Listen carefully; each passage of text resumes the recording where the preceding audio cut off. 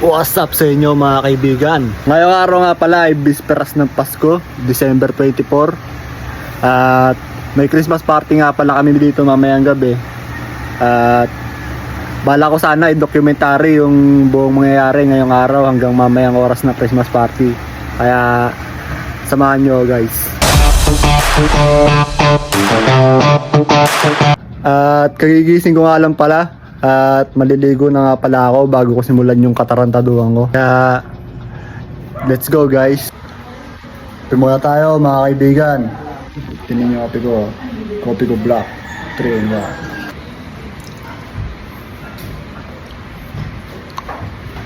1. Kopi ko black 3 in 1. Creamy, gentle sa tummy. Ano niluto mo ma? Sinangag. Yung nga pala mama ko nagluto ng sinangag ko. Parang professional chef. Ito nga pala yung luma naming upuan, bulok na kaya binispat ka na. Yan, naihatid na nga pala namin sa huling hantungan yung upuan. Ito na.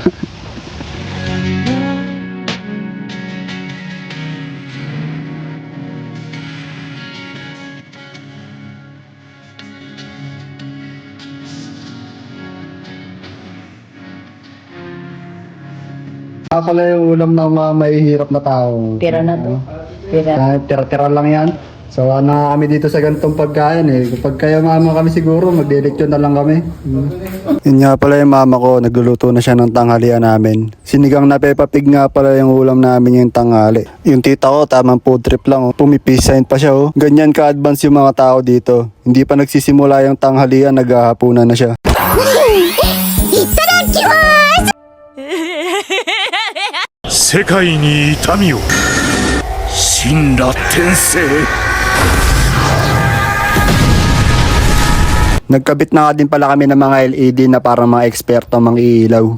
Yun nga lang, sa kasamaang palad, hindi masyadong pantay yung gawa namin. Pero okay lang yun, wala namang perfectong gawa Ang importante, mahalaga. Tamang palobo na nga din pala yung pinsan ko dito ng mga balonso na para siyang si Lobo man. Nagkabit na nga din pala kami ng kortina na gold para matakpan yung not so perfect naming LED. Pagkatapos nun ay kumain na nga pala muna kami. Ginutom kami ng konti matapos kami magpiling party organizer. Pagkatapos nun ay tuloy-tuloy pa din ang pag-setup namin. Tamang tambay nga rin pala yung ibang tao dito habang nagde-decorate kami. Na para bang mga judge sila sa isang Christmas party decoration contest. Palakad-lakad pa tong pinsan ko na parang chinecheck kung maganda ba yung gawa namin. Kala mo talaga alam niya yung criteria for judging. Ito nga pala yung isa sa mga grand prize namin sa raffle. Isang antique na washing machine. Sobrang solid na itong washing machine na to. Yung dryer niya, vintage yung design. Diihip siya. Pag magpapatuyo ka ng damit, dihipan mo lang yung hose na nakakonekta dun sa dryer. Na para ka naghahangin ng bola hanggang sa matuyo yung damit mo. Pagdating nga pala ng hapon ay nagsimula na sila magluto-luto ng mga ihahanda namin sa Christmas party. Nagluto na nga rin pala si mama ng bake map. Gumawa na rin siya ng pangsos. At syempre ako, ginagampanan ko pa rin ang gawain ko bilang isang palamunin. Isa akong professional taster ngayon. Bilang isang palamunin, ang special skill ko ay tikman kung masarap ba ang ipapalamon namin sa mga bisita namin mamaya. Syempre, pagtapos ko kumain, sinamahan ko muna ang lola ko na pumunta sa simbahan. May misa kasi ngayon sa amin kasi bisperas ng Pasko. Ito na nga pala yung ilan sa mga finished product na bake mac. At syempre, tingin pa lang, masarap na. Ginagabihan nga nagsimula na ang pinakainaabang ang Christmas party. Dinisplay na nga rin pala nila yung mga regalo tsaka mga lobo. Naghiwa na nga rin pala si Joan ng mga liempo dito. Dito nga, makikita natin na isa sa tradisyonal na gawaing Pilipino. Hinihiwa pa lang yung pagkain, may mga pumapapak na. At syempre, habang naghihiwa, kailangan ng sipa ng kabayo para tuloy-tuloy sa trabaho. Tapos noon ay nagkapiktura na nga pala.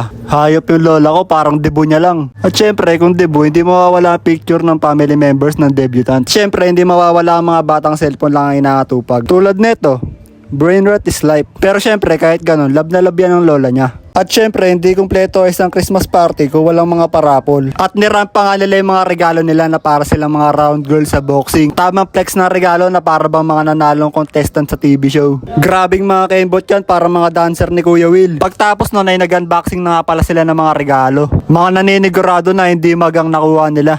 Syempre, sa isang Christmas party, hindi mawawala ang mga palaro lalo na sa mga bata. At nagsimula na nga ang mga palaro na lalong bumuhay sa buong gabi. Kitang-kita naman ang kasiyahan at enjoyment ng bawat isa. Pero syempre may mga natalo at may mga nanalo din. Pero syempre sa palaro hindi nagpaiwan na matatanda. Pinatunayan lang nila na age is just a number. And Rayuma is just a feeling. Kitang-kita mo din ang enjoyment sa mga mukha nila. Pagkatapos ng palaro ay nagkainan na nga pala muna. Syempre sino ba naman hindi magugutom sa mga ganong klaseng kasiyahan? At syempre, pagkatapos kumain ay nagsimula na nga pala kami mamigay ng mga exchange gift. Ate ko nga pala yung pumaldo sa pamamigay ng mga regalo. At syempre, hindi nagpatalo yung iba na may kanya-kanya ding mga pasabog na regalo sa mga nabunot nila. Wala talagang katumbas ang pagsalubong ng Pasko pagkasama ang pamilya. At yun na nga pala mga kaibigan, no? Tatapos na nga yung Christmas party namin. At Merry Christmas nga pala sa inyong lahat. Maraming salamat sa panonood. Nandito na lang.